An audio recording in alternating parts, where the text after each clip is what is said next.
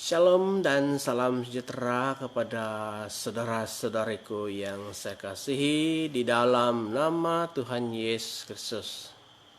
Dan kita bertemu lagi dalam renungan firman Tuhan pada hari ini 20 September 2020 bersamaan dengan hari Ahad ataupun hari Minggu.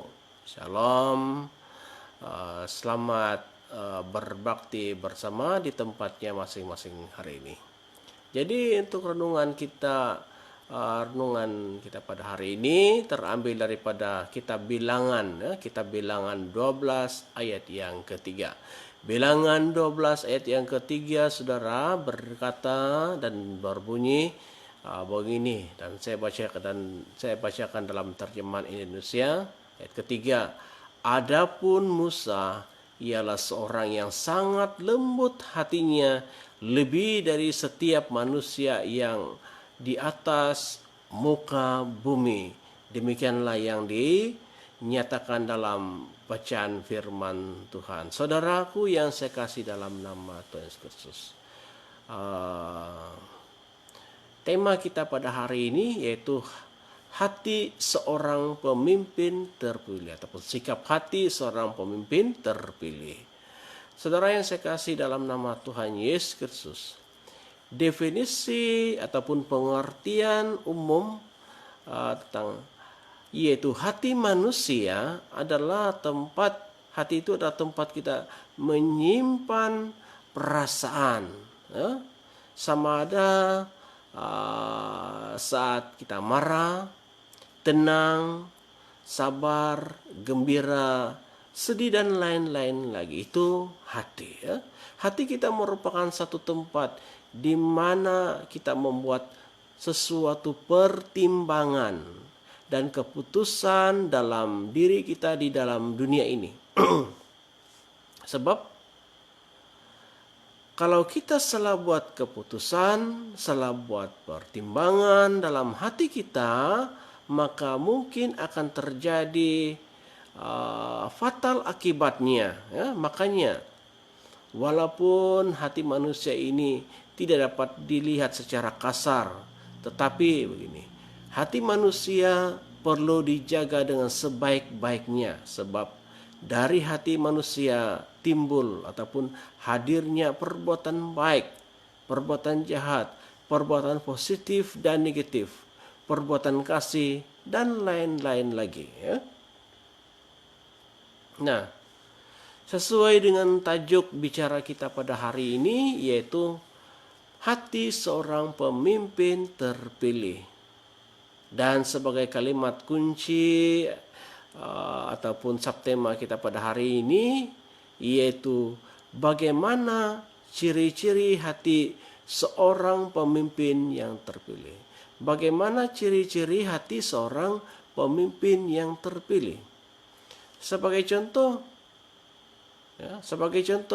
jikalau kita memilih seorang pemimpin, ataupun jikalau kita mau menjadi seorang pemimpin, kira-kira bagaimana hati seorang pemimpin yang kita mau jadikan pemimpin kita ataupun ketua kita? Kalau kita mau menjadi seorang pemimpin atau ketua, bagaimana seharusnya hati kita kepada ataupun terhadap orang lain? Sebab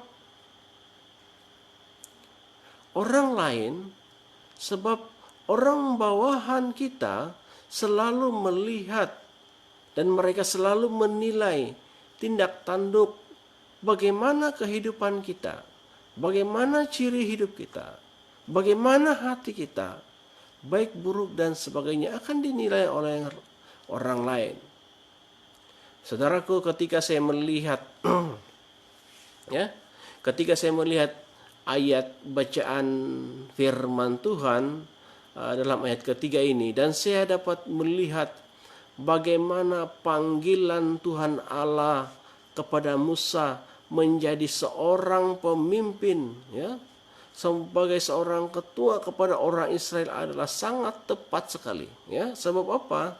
Sebab telah ternilai dan telah terbukti bahwa Musa memang punya credibility, ya. Musa memang mempunyai ciri-ciri yang baik, ciri yang tepat sebagai seorang pemimpin. Apa buktinya? Nah, dalam ayat yang ketiga di sana, ya. Ya. Di dalam ayat ketiga, dalam ayat firman Tuhan dikatakan bahwa Musa memiliki kelembutan hatinya. Bahkan hatinya Musa paling baik, ya. Paling lembut hatinya Musa di dunia pada saat itu. Nah, kenapa demikian? Adalah sebabnya dan dibuktikan dari konteks cerita. Konteks cerita dari ayat sebelumnya dalam cerita ini, saudara.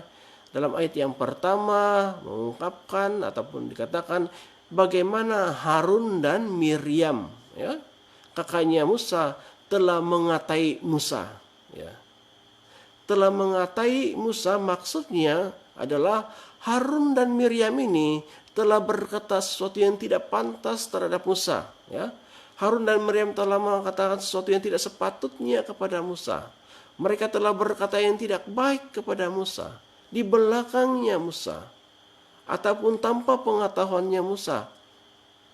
Namun hal itu telah diketahui oleh Tuhan.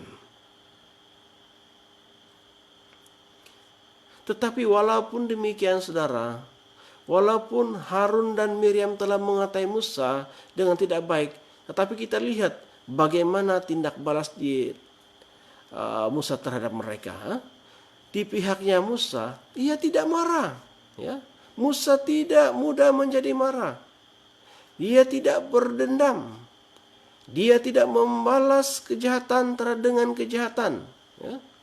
Sebab apa? Sebab Musa memiliki hati yang sangat baik, ya, yang sangat lembut.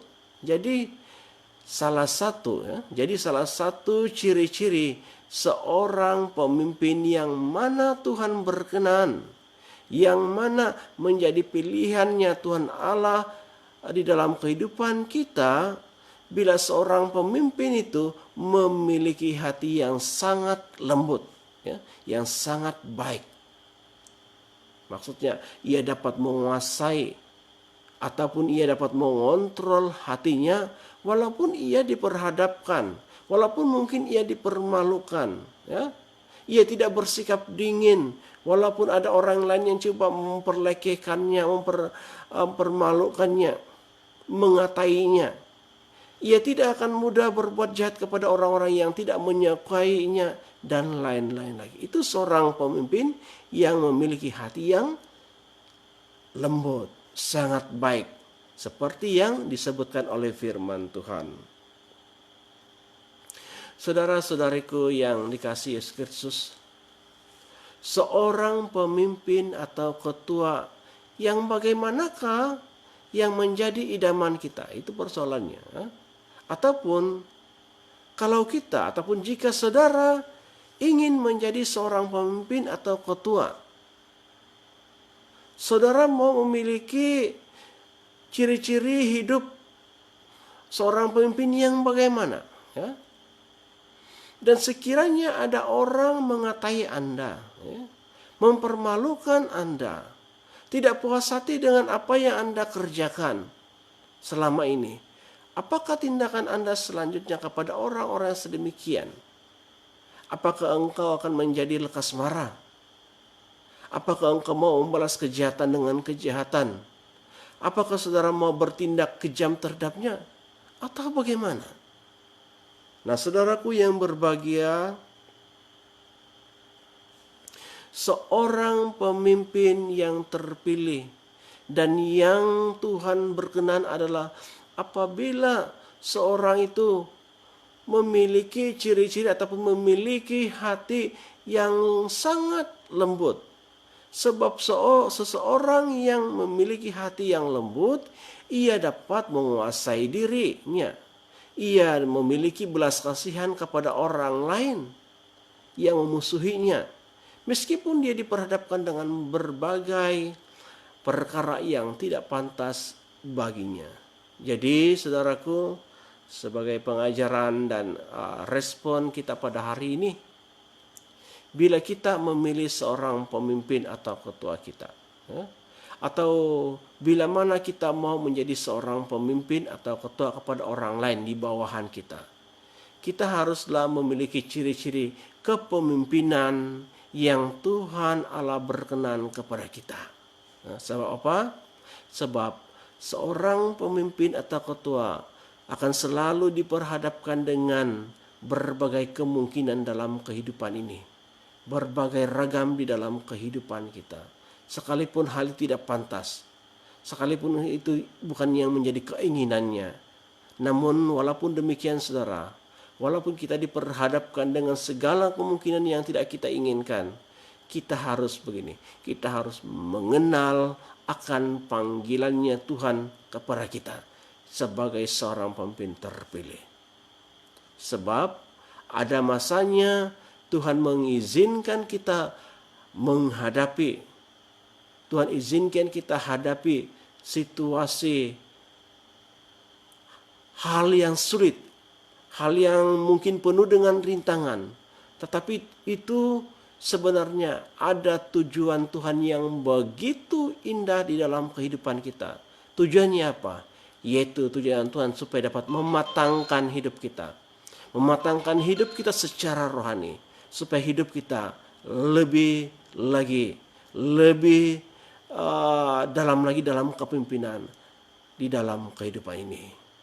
Jadi saudaraku yang saya kasih dalam nama Tuhan Yesus Kristus, terima kasih karena kesetiaan kita mendengarkan sebagian renungan firman Tuhan. Jadilah seorang pemimpin yang baik. Jadilah seorang pemimpin yang memiliki hati yang penuh dengan kelemah lembutan.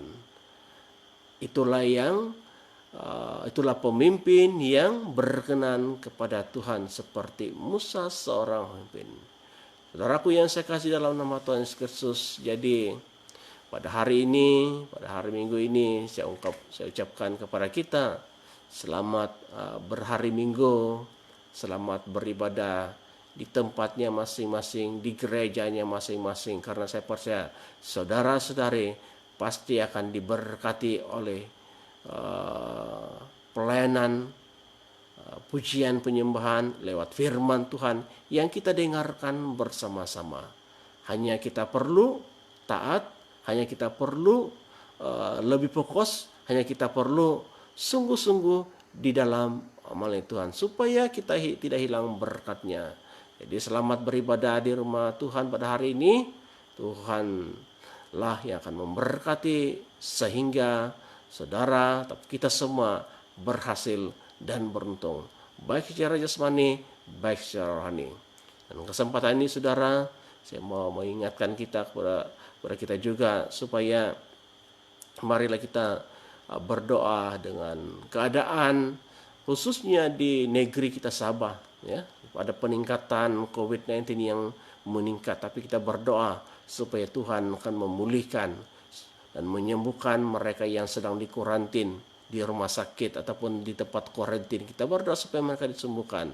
Dokter-dokter yang merawat, jururawat yang merawat, kita berdoa supaya mereka dilindungi. Demikian juga mereka yang bekerja di bidang ataupun di bidang keselamatan. Tuhan akan memberikan mereka perlindungan. Dan kesempatan ini juga kita mau berdoa. Kita doakan juga pilihan raya negeri Sabah ke-16 pada minggu akan datang ini pada 26 hari bulan bersamaan hari Sabtu. Kita berdoa semua proses pilihan raya berjalan dengan lancar. Tidak ada hal yang tidak baik, tetapi proses berjalan secara demokrasi. Kita berdoa semua mereka pegawai keselamatan supaya dapat mengurus atau supaya dapat menjaga keselamatan para pengundi dan pergi kembali dengan keadaan baik semua selamat. Begitu juga para petugas SPR dan sebagainya. Kita berdoa supaya mereka menjalankan tugas dengan baik, dengan jujur, dengan amanah. Nah, itulah yang Tuhan inginkan. Dan terima kasih, selamat pagi dan Tuhan memberkati.